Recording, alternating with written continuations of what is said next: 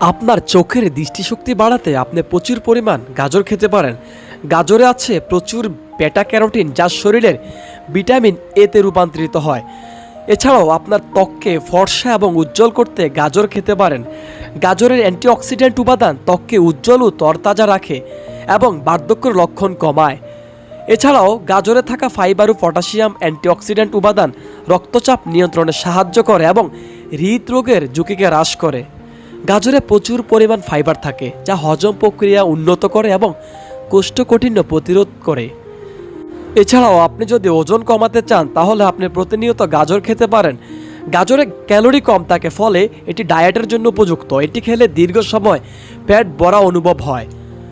গাজর চিবানির ফলে লালা নিঃসরণ বাড়ে, যা মুখের ব্যাকটেরিয়া ধ্বংস করে এবং দাঁতকে মজবুত রাখে।